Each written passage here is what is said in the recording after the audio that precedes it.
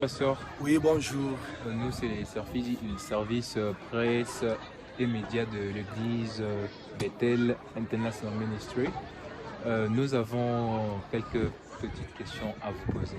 Oui, merci beaucoup, enchanté. Merci. Et avant de commencer toute chose, nous aimerions que vous puissiez vous présenter en quelques mots. Ok, je m'appelle le pasteur Jason Kibangi, communément appelé Aigle du Rocher. Oui, je vis au Canada, précisément à Québec, à Sainte-Marie. Je suis marié, père de 3 enfants, marié à une seule femme, ma femme appelée Tété Kibangi Kana. Je suis visionnaire de l'église missionnaire appelée la Visaro en sigle, la vision des aigles du rocher. Dans notre enseignement, nous donnons les principes et les qualités qui pourra aider les enfants de Dieu à se donner des disciplines afin de vivre une vie de succès. Voilà. Merci beaucoup, pasteur.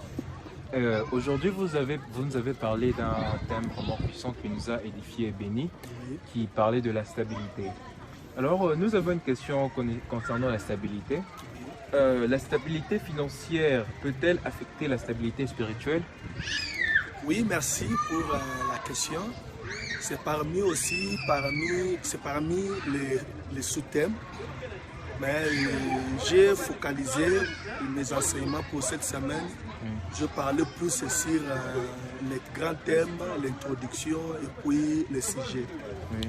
Mais si vous me suivez vraiment à long, il y a des sous-thèmes qui accompagnent les thèmes la stabilité. Oui, bien sûr, dans l'ensemble, la stabilité parle des domaines de la vie qui constitue le bien-être d'une personne. Donc, la stabilité financière est très importante. Si vous lisez dans le livre de Proverbes chapitre 23, verset 5, c'est là où vous trouverez la stabilité financière. Dieu nous veut être stable, non seulement sur le plan spirituel, et aussi sur le plan financier.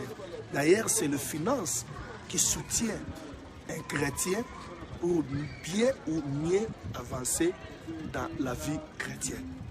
Merci beaucoup, pasteur. Et la question suivante, quel a été votre point de départ de votre stabilité? Le point de départ, c'est la stabilité intérieure. Le point de départ, c'est la stabilité mentale, la conception, la façon de voir la vie dans le passé, présent et se focaliser pour l'avenir.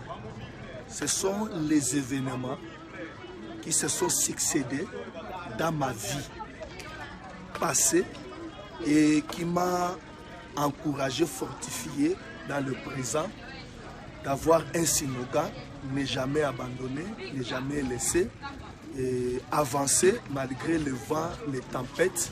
Mais il faut que j'avance, il faut que je focalise ma vie, il faut que je réussisse, il faut que je sois stable, parce que je suis appelé à vivre stable.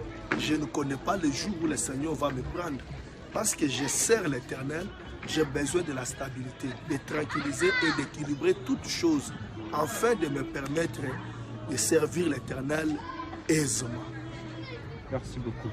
Et la question suivante, quelle est la chose qui maintient la stabilité spirituelle dans la vie de l'homme, dans la vie d'un chrétien? Dans la vie d'un chrétien, l'élément ou la chose la plus importante qui maintient la vie spirituelle, c'est l'équilibre. Lorsqu'on a l'équilibre dans la vie, ça nous permet spirituellement que nous soyons forts. Là, je vais t'amener pour répondre pratiquement, pour être thématique, de dire, lorsque la vie n'est pas stable, n'est pas équilibrée, il y a d'autres domaines de la vie qui ne permettent pas à un enfant de Dieu de se sentir à l'aise. Il y a des difficultés, des complications pour bien servir l'Éternel. Donc, être stable sur le plan social. Wow. Vraiment, c'est vraiment très profond votre réponse. Merci beaucoup. Oui. La question suivante, quel est votre plus grand principe de la maintenance de la stabilité? Waouh, ça vraiment c'est une très bonne question. C'est aussi la vision de la stabilité. Le principe de vie pour maintenir la stabilité, c'est imposer ta vie à des disciplines. Un enfant de Dieu, un homme ou une femme discipliné dans ce qu'il fait, dans ce qu'il vit, il est appelé à vivre la stabilité. La vie, ce n'est pas le brillant. La vie, ce n'est pas les copies. La vie, ce n'est pas en attendant.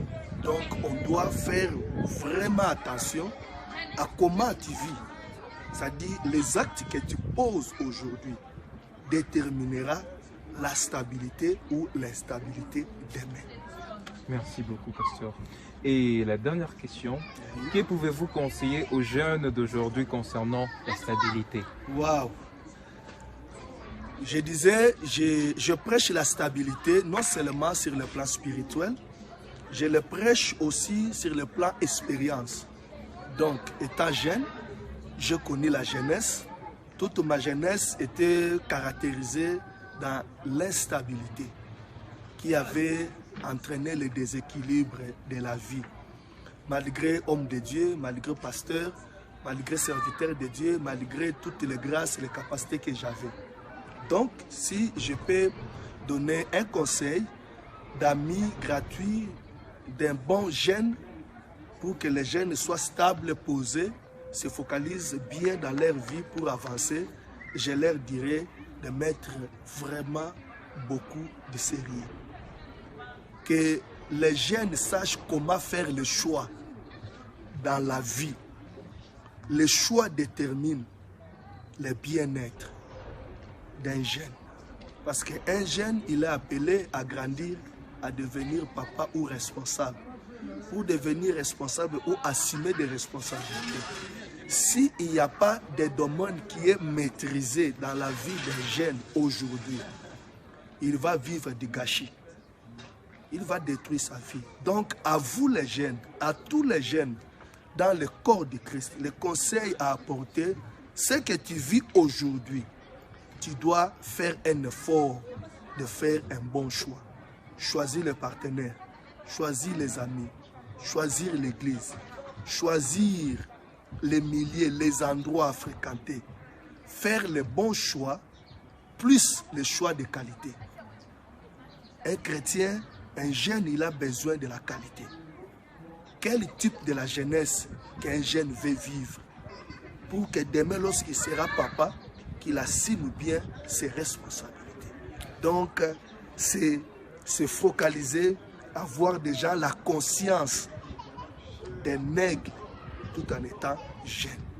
Wow. Merci beaucoup, pasteur. Merci à vous aussi. Merci.